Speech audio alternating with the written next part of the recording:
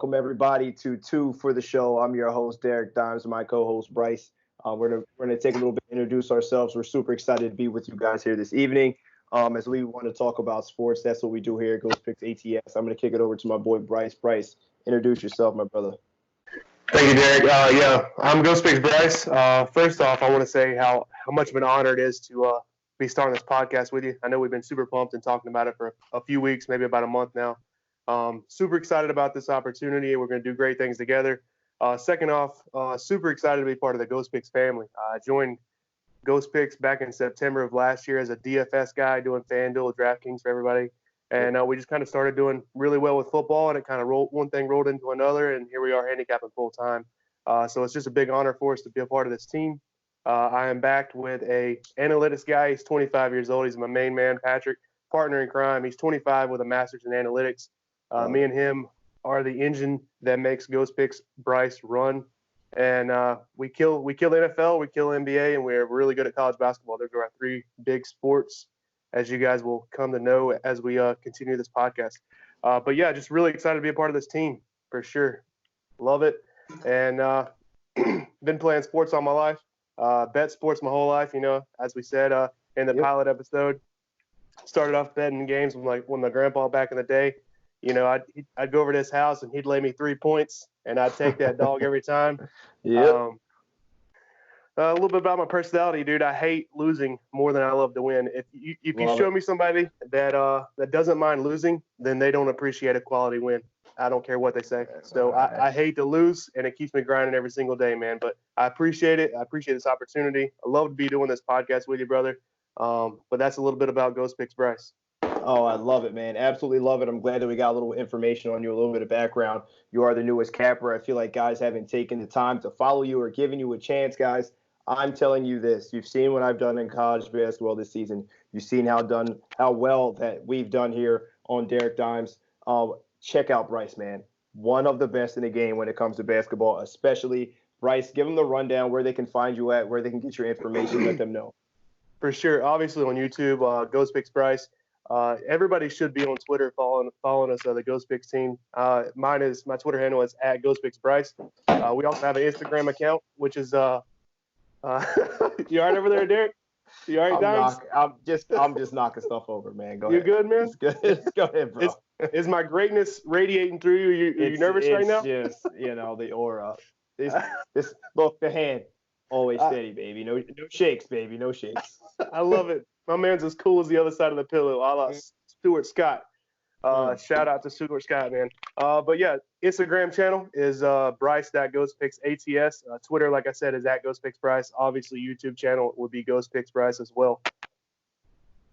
All right, guys. So that's where you have it. That's where you can find Bryce. Obviously, follow me as well if you don't already on YouTube. Put in Ghost Picks Derek. Put in any of us. There's 5 of us here in the Ghost Picks team. Make sure you follow us. Shameless plugs, because this is backed by Ghost Picks ATS. Our fearless leader, Jimmy Clayton. Jimbo Slice is what I call him. Slice is what I call him. That's my guy to the end. Love him. Eternally grateful for everything he's done for us and for me, giving me this tremendous opportunity. But let's get into this podcast, guys. Let's get into what we love, and that is sports. We're going to give it to you and talk about some hot topics here. Eventually, we'll get into some games later on in some podcasts. Hopefully, we can get this out once a week.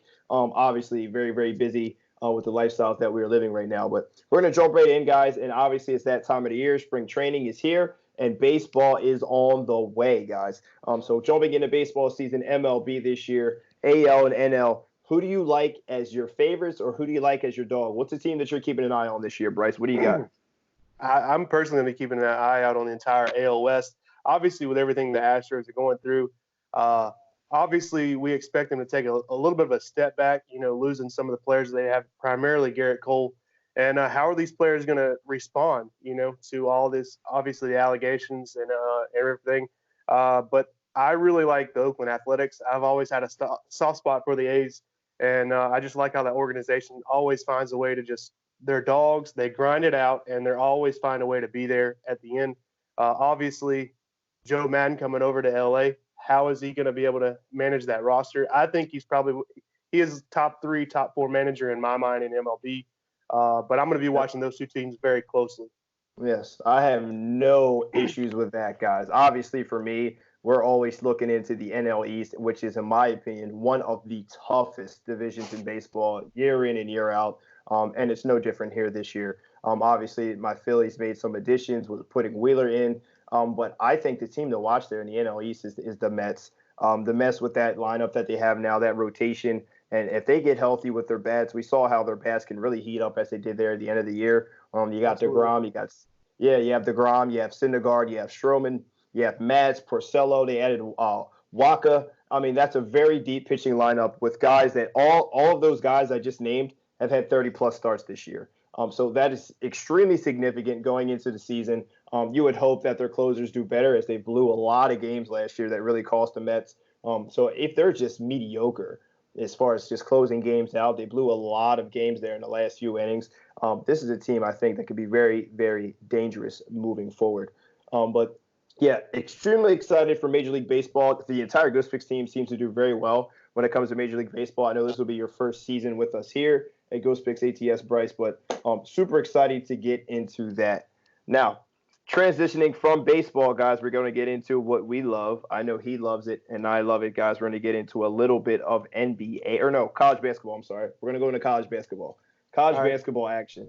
So what do you got? I'll let you go first. I know you're chomping at the bit to get in. he's like that pit bull. You know what I mean? Foaming at the mouth. He can't wait to get on here. So go ahead. You know firsthand how much I love college basketball. Yes, I do. Yes, I do. We text a lot, since really November, the start of college basketball season. We've texted back and forth about college basketball. I love it. A team to keep an eye on. You want to start right there? Let's talk about a team to keep an eye on moving forward. I've said it all year long, and I'm going to keep say it. I'm going to get on the rooftops and shout it. And if I'm wrong, I'll take it on the chin and own it like a man. But I don't think I am. I think I actually have this one nailed, and it just feels right. They're trending up. The money, the odds right now, they're going down. So Vegas knows something too. It's Seton Hall, man. Seton Hall opened the season as plus 8,000 to win the national championship, which I took, by the way. Happily took plus 8,000. And I love to watch this basketball team play. I fell in love with this basketball team really last year when they played Marquette. And I actually had Marquette in that basketball game. Marquette was up 19 points, and they did not score for the last 7.5 minutes against Seton Hall. Seton Hall came back not only to cover, to win the game outright. I fell in love with that Seton Hall basketball team. I've watched every single game since that day, and I know this team. This team as a whole right now, they're healthy, and with this healthy lineup, they've only lost 4 games all season. They lost to Michigan State early in the season at a neutral court. They lost to Oregon on a neutral floor by a basket, I believe, if my memory serves me correctly, down there in the Bahamas. Yep. And then they lost a game to Creighton and Providence. So this team, in my mind, is a 4-loss basketball team. Right now, they're trending up. Earlier last week, about middle of last week, they were plus 1,500 to win it all. As of right now, they're plus 1,200. Right. That's a big jump from plus 8,000.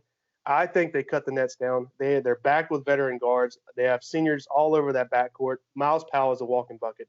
They have a great front court. They have a good coach. They've played together. They have experience. And that big man is a rim protector. And Mamu is he's an X factor. So I love this basketball team. They're a team to watch out for. I've been watching them all season. If you haven't been following me, you don't know. Now you know. Tune in to Seton Hall, baby. If you don't know, now you know. Now everyone sit back and we say, hey, Bryce, take a. Love it, baby. Can you not feel it? Can you not feel it? Oh, guys. Seton Hall's his team. That's who he's been on from day one. He screamed Seton Hall. He stood by it, and he's honoring it. And I don't necessarily disagree. I think they're a team that definitely has Final Four potential. They're long. They're athletic. We talk about what it takes to be in the tournament. What to go deep in the tournament, you got to have senior guards. They have the experienced guards. You got to have someone who protects the rim. They've got that. You got to have guys who make shots. They got guys who make shots. And if you need someone to close the game, there's a little guy named Miles Powell who is one of the best in the business, guy, an elite scorer. And I love him. My team, if we're talking about looking into a team that I think can win it, is kind of I don't know. They're kind of on the outs. They're right now sitting at plus 1,500 here to win the whole thing. But I really like the Dayton Flyers right now. And they're coming with a guy. You say experienced guards. They got experienced guards in Crutcher. They have Watson. And obviously Obi Toppin, guys, one of the best in the NBA, or I say NBA. Well, he will be in the NBA soon enough. Guys, He's NBA ready. oh my gosh, yeah, 6'9" sophomore. I guess you could say swingman. He's a forward sometimes. He plays like a guard. 6'9", guys. He's phenomenal. I really love this team. They make free throws. They defend at a high level. They have 2 losses this year. One of them's to Kansas in overtime on a neutral floor. Their other losses by 2 to Colorado. This is a very, very good team. And it's just tough. I don't care who you're playing to win that many games in a row like they have. You have to be a certain level of talented team, and I think that they're that. Offensively and defensively, they have length. They can pressure the ball. They can rebound the ball. This is a team that I'm absolutely keeping my eye on moving into the tournament. I think they have Final Four potential as well. I don't disagree with you. One thing a lot of people don't know about that Dayton team, they have 3 guys on that team with over 1,000 career points. They are ready to make a run, and they're good.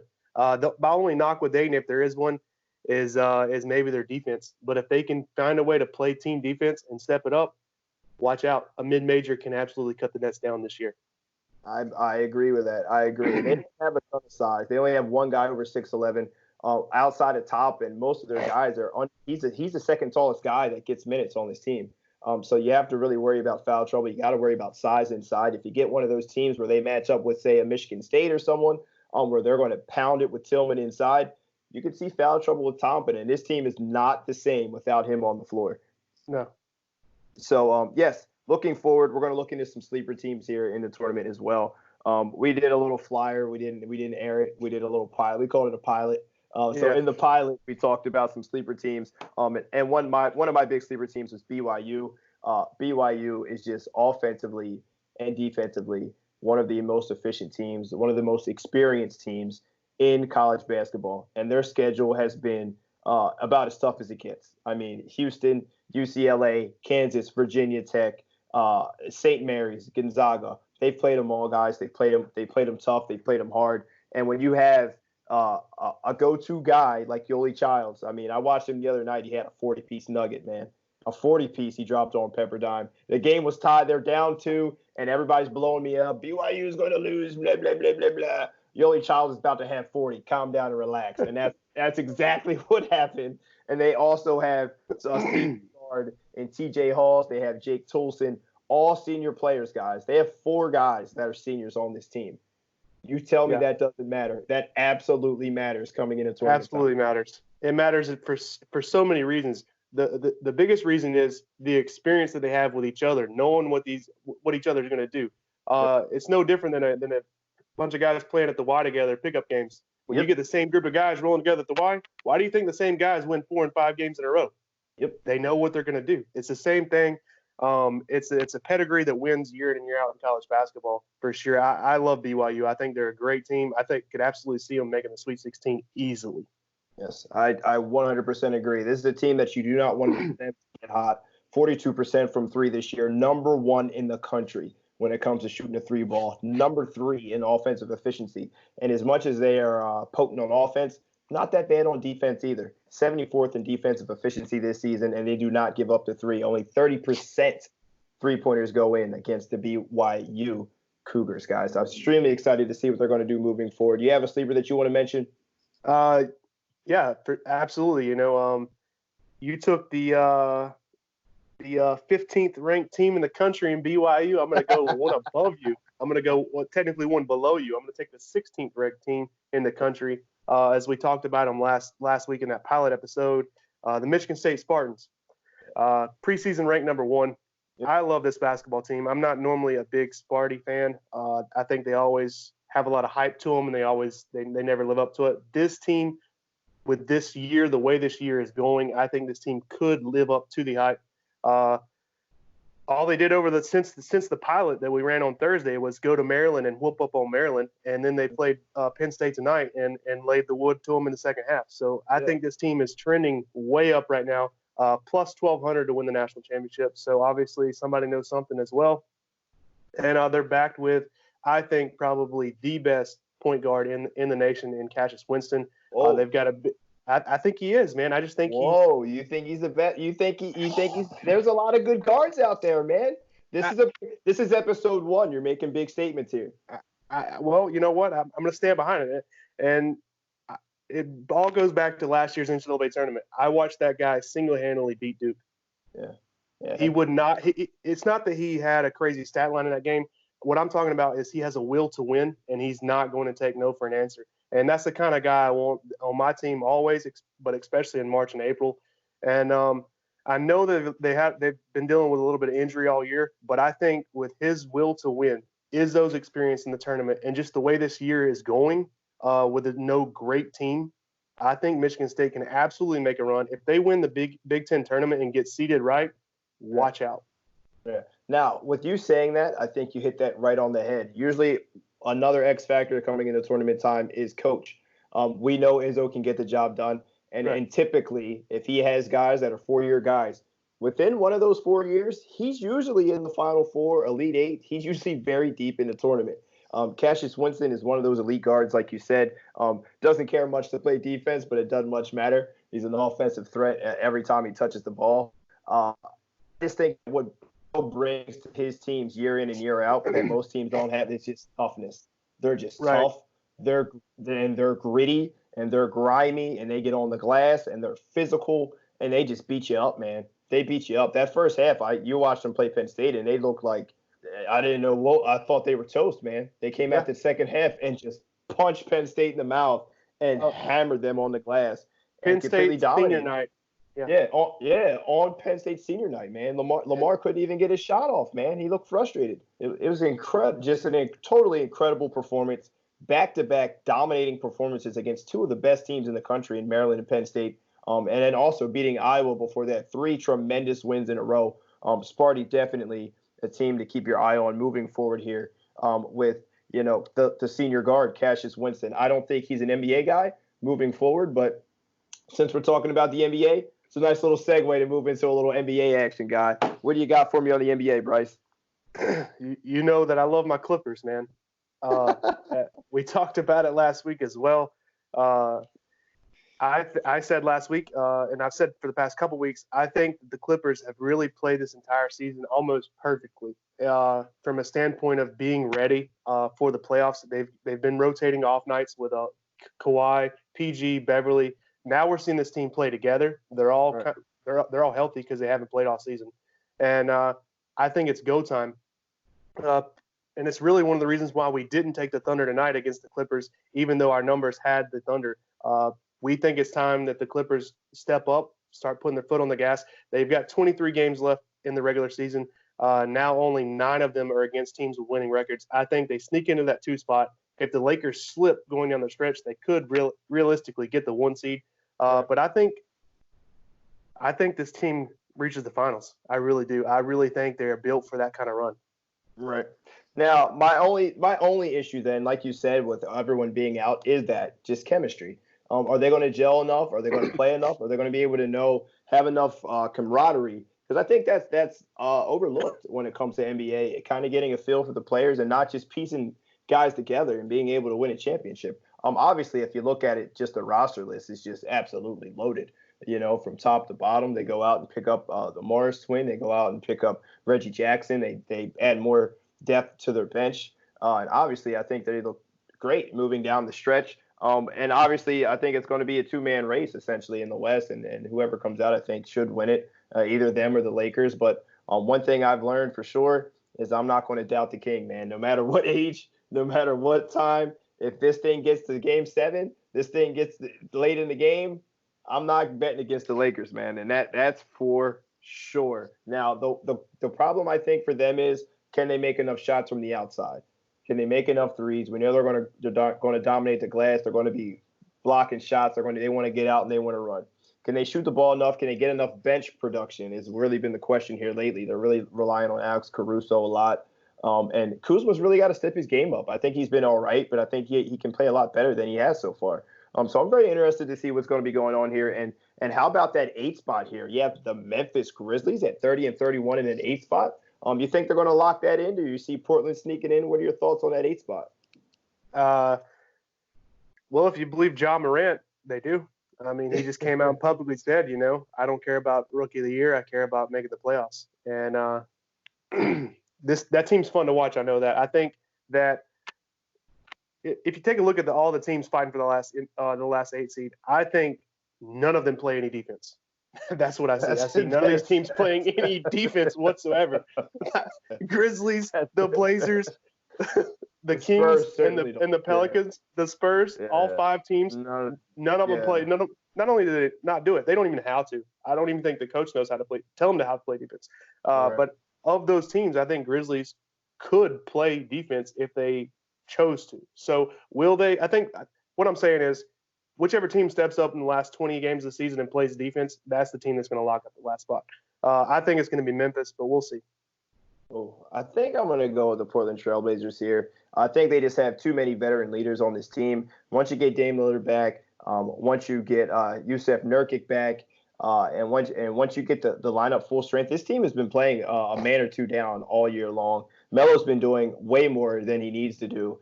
He needs to be a third or fourth option on this team. Right now, he's really been a second option because C.J. McCollum was out when Dame was playing, and now Dame is out and C.J.'s playing. And Melo's really been a second option all year. And this is a guy who didn't even play basketball last year. Not knocking Melo. I love Melo. You know, I'm a big-time Melo fan.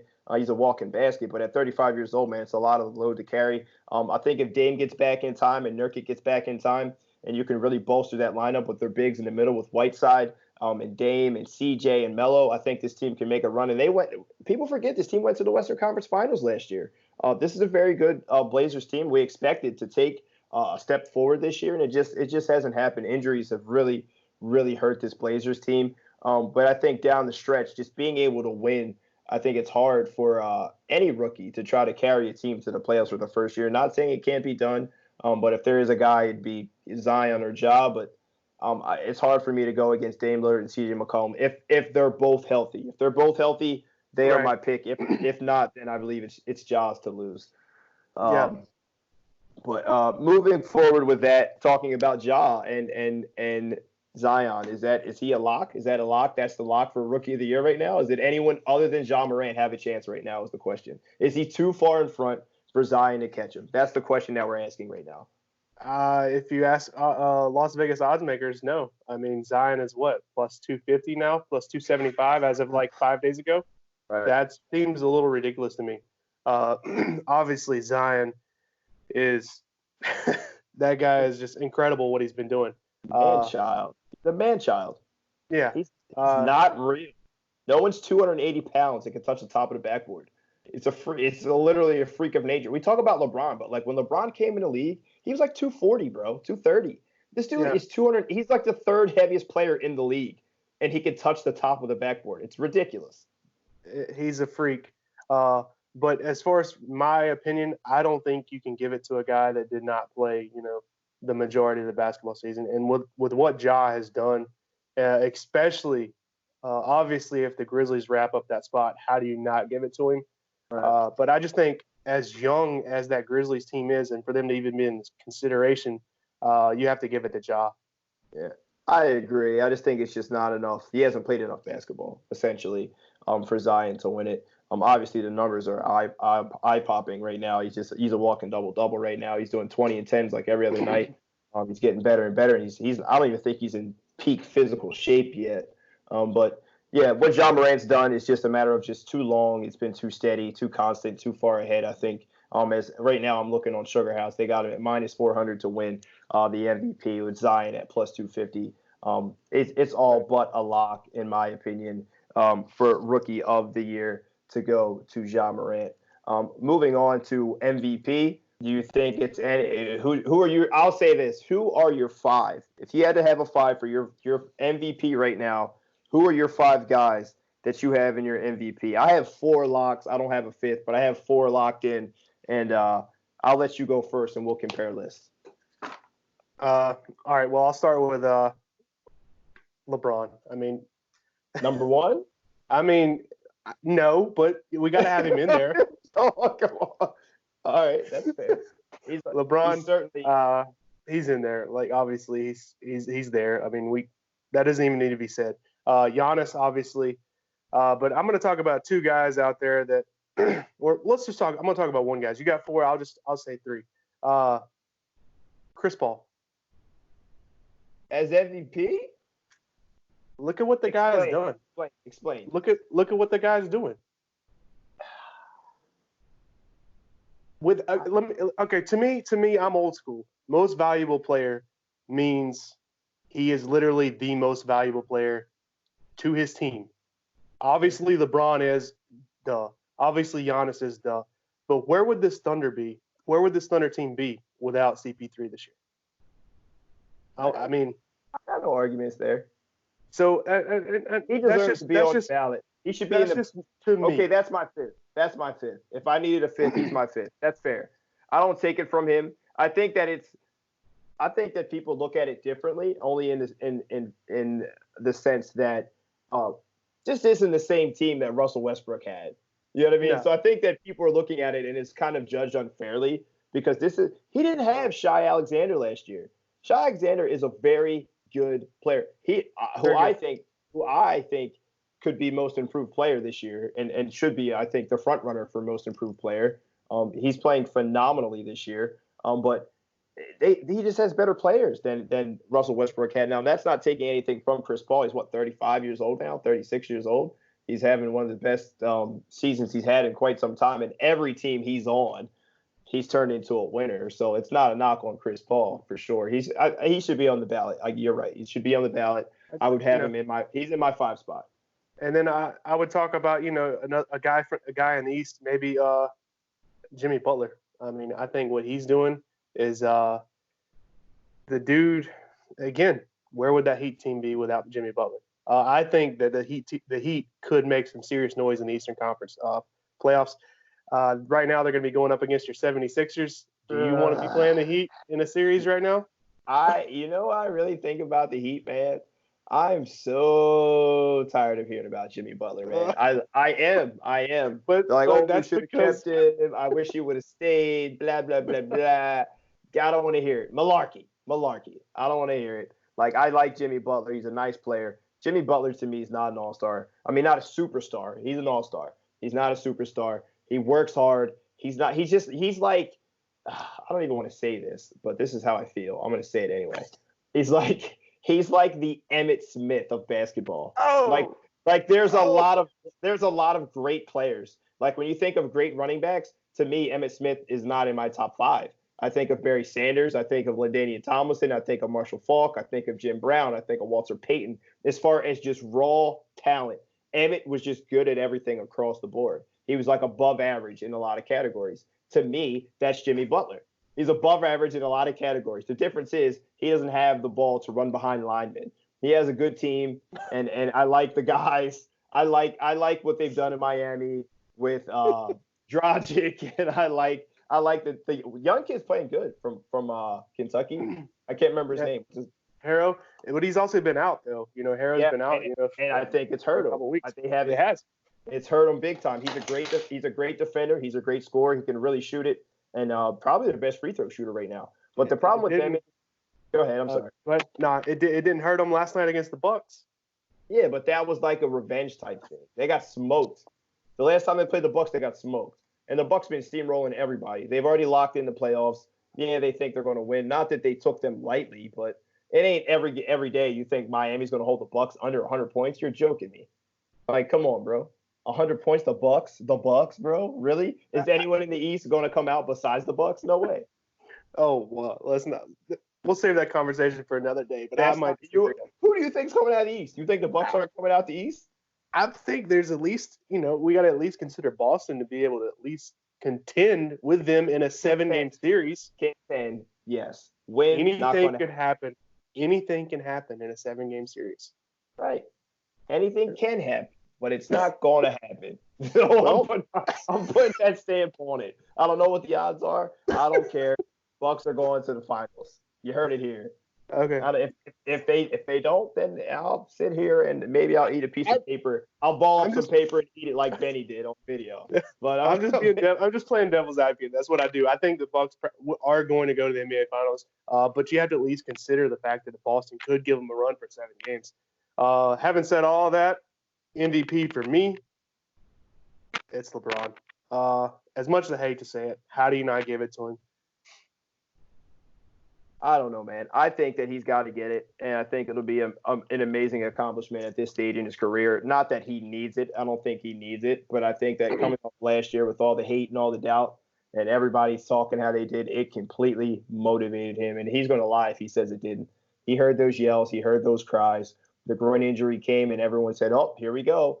Here comes the decline. Here comes LeBron. He's going to decline." And here he is in year 17 looking like he's 25, man.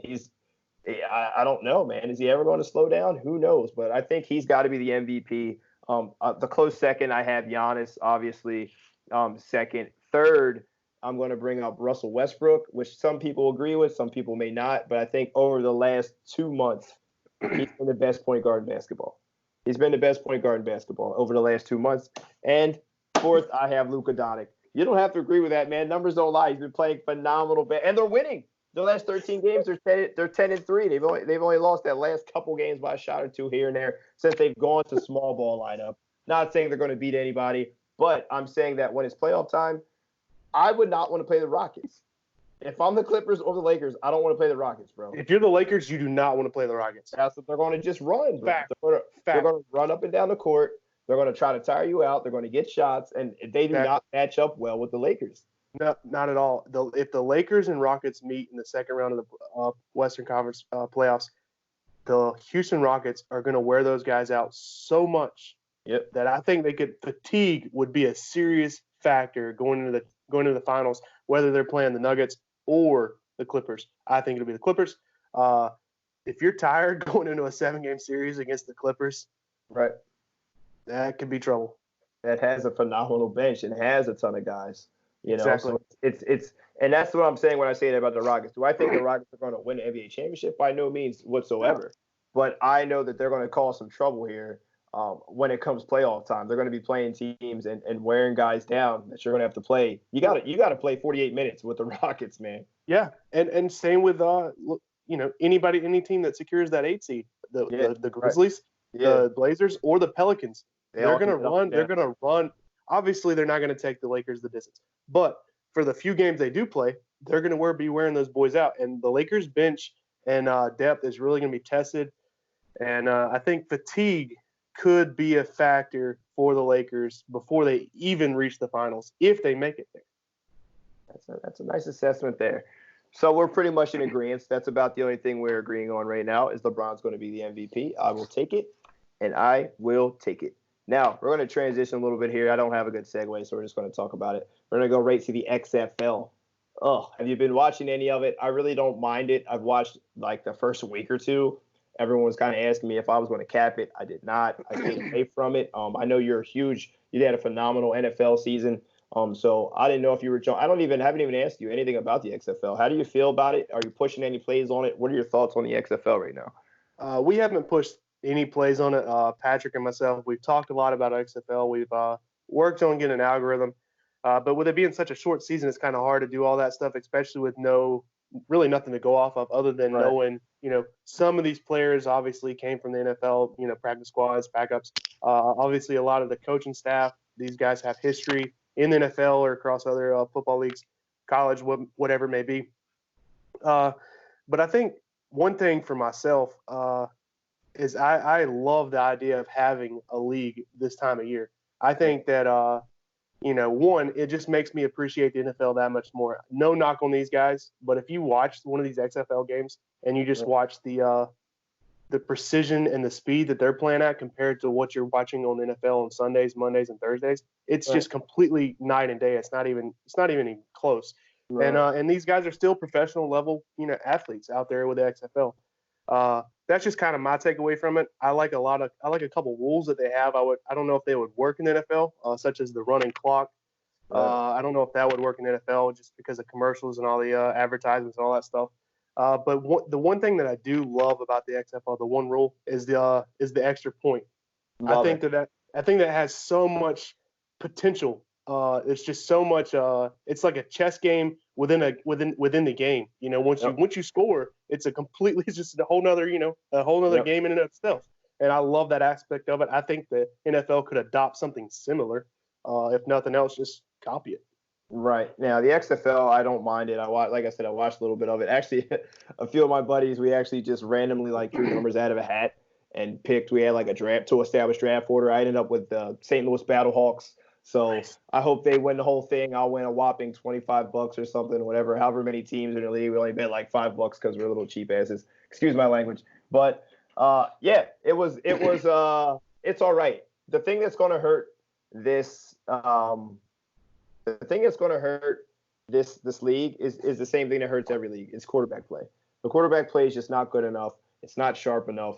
I think there's talent at the skill positions, but the quarterback play is just not good enough. I mean, right now you're looking at the Cardell Jones is arguably the best quarterback in the XFL, and this guy could barely make an NFL roster. I'm a Buckeye guy through and through. The room's full of it. I usually have Buckeye stuff on hand. would show you in the camera. I love Ohio State. That's my squad. That's my team.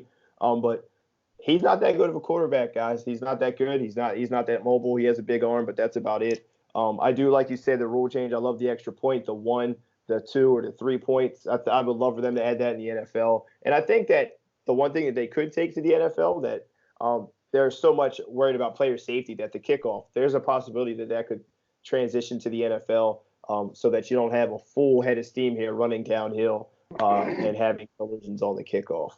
Yeah. Well, talking about the quarterback thing, they could have had, star name quarterbacks. They turned away Manziel. Right. Kaepernick wanted too much money. But those guys aren't star. I mean, the name is star, but the talent name, level. Right. Well, I mean, Johnny Manziel is. He couldn't even make it in CFL. He's certainly not going to make it in the XFL. Jimmy and I watched plenty of games. Jimmy went up to a game. I think, was it last year? He went and saw him in the CFL, and it was bad. Yeah, it was hard. I mean, I get it for ticket sales if you're going to do it for that, but they're not hurting. Not really hurting for that. People are going to the games. They're selling merchandise. It's just true. You know what I mean? Like they're selling hats, they're selling clothes and all that good stuff. They're just not. The play's just not that great. I mean, it's all right. I don't mind it. If there's nothing else on, I'll watch it. But it's March Madness. I ain't watching that stuff. I gotta watch basketball. I'm dialed in on college basketball right now. I don't want to waste my time watching that stuff. Yeah, that's kind of where I'm at. You try to water it down like, oh yeah, this is good football. Like, come on, man. It's all right. They're still professional athletes, but I'm watching college basketball on Saturday. I don't know what else to tell you. Exactly. So going into that, talking about the XFL, transitioning to the NFL. Obviously coming off the combine, moving forward, there hasn't been a ton. I know you said you didn't watch a ton of it. There's a ton of guys that had great combines. But the offseason's approaching. There's going to be quarterback needs. Is Brady leaving New England? Is he bluffing and going to stay? What are your thoughts on the Brady situation, man? Tom Brady, is he stay or is he going to go? I've talked about this exact same thing last week over lunch with Patrick, and we are on the board. We're on the side that we think Brady stays somehow, some way. If he does not, we think that the Patriots make a move and go after. And this is going to sound crazy. We think they go after Andy Dalton. As bad as that sounds, as crazy as that sounds, if they lose Brady, and I'm laughing saying it because people's going to think I'm nuts. But hear me out. Hear us out. So Belichick doesn't want a young guy. You doesn't want a young quarterback with a straight face, bro. Because I can't even say it with a straight face. That's how bad it is. This is a bad. It is bad. It's a bad situation. Don't be Skip Bayless, all right? Okay, all right. I'm reeling in. I'm reeling in. Give me your take. I'm laughing because you're not taking me seriously right now. I'll listen to it. All right. Belichick doesn't want a young quarterback. He doesn't have the time to deal with a young quarterback. Andy Dalton, as bad as he was last year in Cincinnati, I think that more or less was a lot to do with growing pains with a new coach, new scheme, losing AJ Green. If you go to New England, you have McDaniels, you have Belichick. They already have everything in place. A veteran quarterback can sustain. They can win. They've proven in the past they can win with quarterbacks. Look at what they did with Jacoby Brissett. He won games. Look at what they did. My boy Jacoby Brisket. I mean, but seriously, look at guys they've had in New England when Brady's been out. They still win football games. They still get the job done. And I think Andy Dalton, he's a savvy vet. Like, is he the sexiest thing in the world to say, oh, he's my quarterback? No. Is he an affordable option that they can work with? Absolutely. And I think that's more or less what they're going to be going for. They have holes in that roster that they need to work on, and Right. Andy Dalton gives them a veteran quarterback presence, a little bit of cheaper salary option, and they can work with all of that. I think that's why they would go with a guy like Dalton if they were to lose Brady. That's kind of our take, just for the salary savings, standpoint, and he's a vet. I don't hate that take. I will say that I don't hate it. I think Andy Dalton actually will get a lot more attention and attraction than people think. I don't actually think Andy Dalton's that bad of a quarterback. That offensive line is pitiful. I mean, that offensive line was very bad last year. They can't run the rock to save their lives, even though they have Joe Mixon in the backfield, who's a very solid back. They have a little bit of weapons on the outside with some of those younger guys on the team, but yeah, he really struggled there last year, and I think if a change of scenery is due for the Red Rifle or Red Rocket, whatever his nickname is, Carrot Top. But I don't hate that take. The thing here that I think it's going to come down to is it's going to be between Belichick and Kraft. I don't think they're on the same page. They weren't on the same page before with Jimmy Garoppolo. We know that Belichick did not want to lose Jimmy Garoppolo. That was a huge thing. That was a huge rift between him and Kraft. Now, my question is, we know Bill. We know Bill wants what Bill wants, Bill gets.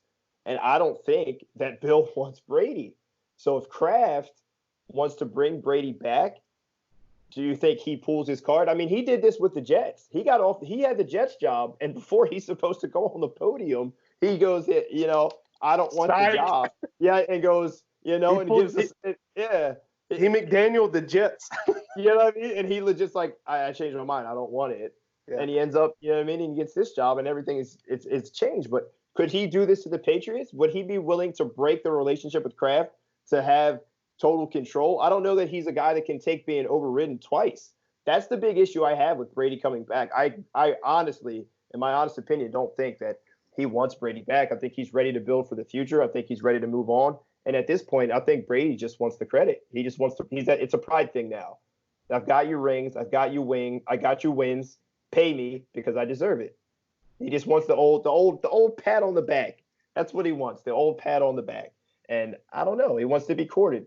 So I don't know. I'm not sure if he leaves. Possible destinations, obviously the Chargers. I don't think he goes there just because I think the line's bad. The weapons are good.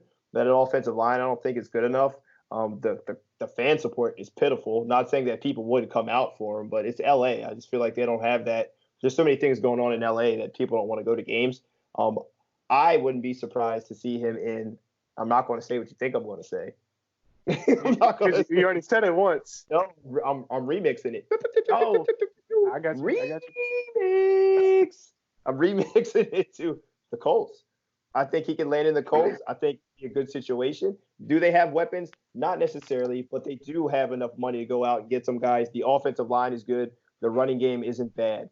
And you got to protect him. At this stage in his career, I think it's hard for him to go anywhere where the line is not good. He wants to stay upright. We saw how skittish he was last year with the patchwork of the offensive line of the Patriots. And the older you get, man, you just don't want to get hit. We've seen it with Manning. We've seen it with some of these older guys here, with Favre on the back end when he played with the Vikings. These guys are just chucking and ducking at some point. You know what I mean? They really don't want to get hit in their 40s. Yeah. You know why? Because the NFL is a sport with full-grown men, and that junk hurts. I don't care what they say. I'm sure. Dude, I would not want to stand back there on Sundays and take blind shot after blind shot after blind shot from behind. 20 million. I'm for 20. I don't know, man. I don't know. You asked me to be Matthew Stafford. I'm stepping in. I'm stepping in. I know we ain't going to playoffs. I know we ain't beat nobody. I'm going to chuck and duck that thing. I'm inside in the dome. I'm good. I ain't even got to play outside. Only got to go to Chicago once. Minnesota's indoors. I got to go to Green Bay once. I know we're going to lose anyway. Just chuck and duck and get down and then fake a hamstring and get paid. That's all I'm going to do. Yeah, you take the right hit at the right time, and you're getting coloring books for Christmas for the rest of your life. I like the color. It's all right. What about the Titans? I think the type of guy that Vrabel is, he's an Ohio State guy. I just think he's too loyal. I think he's too loyal, and I think that he's going to give Tannehill another shot. And how do you say that he doesn't deserve another shot? He 100% deserves another shot. What You Ryan know? Tannehill did last year was absolutely just unbelievable. Even though I had the Titans team total under for the wins on the season, and he crushed my dreams on that bet. But what he was able to do with that team, the guy deserves every opportunity to come back and to continue to build the franchise, man. Right. Now, are they going to pay Derrick Henry, or are they not going to pay Derrick Henry? So we've seen how they've kind of handled some of these backs. They didn't pay Melvin Gordon. Melvin Gordon came back and looked horrific after he came back and held out. They gave Zeke money, and then they decided that they didn't want to give Zeke the ball halfway through the games. In the year, Dallas actually didn't give him the ball, and he still was one of the best backs. So I'm very interested to see what they're going to do with Derrick Henry moving forward. Or are they going to pay him, or are they going to let him go, man? Yeah, I would normally say don't pay him, but how many running backs in the NFL could do for the Titans what Derrick Henry has done? That line's good. Maybe not as dominant. He I don't think that there's many that can wear a defense down the way that he does. But that also, you got to think about the workload. He's a big guy, and how many more years is he going to be able to ground and pound like that? That's the only drawback of it. He's been doing this he did this in high school. They gave it to him in Alabama. He's been doing it for years in the NFL now. Yep. That's the only drawback. And this isn't a guy who steps out of bounds. He's fighting for 2 or 3 or 4 more yards every single time he gets the ball. That's his MO. He's going to hit you. He's going to hit you hard. He's going to wear you down, and it's good. But I don't know if that you can pay a guy like that. It's going to be tough to pay a guy like that, especially in a smaller market like Tennessee. I don't disagree. Right. So on my end, that is all I have for you guys here today. For the first episode of 2 for the show, guys. I've been super excited. Had a great time with this fool over here, even though he is a Panthers fan. I know. I do apologize. I didn't put that out ahead of time to apologize for the Panthers fan. You see he's got the 25 seasons up there, Cam Newton and all this tomfoolery. If he was an Eagles fan, I probably would have gave him a better introduction. But he's not. So we'll let it slide, and just, it is what it is. But it's been fun, Bryce. Dimes, I can count on half a hand of how many Eagles fans that I like in my life. That's 2. At least one's me. I legitimately like you, and I like Jimmy. Yeah, that's right, baby. I guess Benny's an Eagles fan too, so I'm just Hey, man. 3. Okay, 3 guys. I can name 3 Eagles fans that I like in my entire life. Well, basically, you're an Eagles fan because Ghost Picks is now 60% Eagles fans. So you might as well get a jersey, come on up here, and we'll go to a game and have a good time. And I'll make sure I take a picture and post it on my Twitter page at Derek Time if you haven't followed. As they're saying on social media right now, I would rather go to China and lick doorknobs than to go to Eagles. That's a low blow. I can't stand Philly, bro. Oh man. Anyway, guys, we're gonna get out of here. So it's my co-host Bryce. I'm the host as well, Derek Dimes, guys. We had a great time. Bryce, I had a phenomenal time. You have any closing remarks before we send them out of here? Nah, man, I had a blast with you on episode 1. I can't wait to do it again for the foreseeable future. Also, you want to hit them with the opportunity here? Oh yeah, absolutely, guys. So this is a tremendous opportunity. We're a young company, forever growing.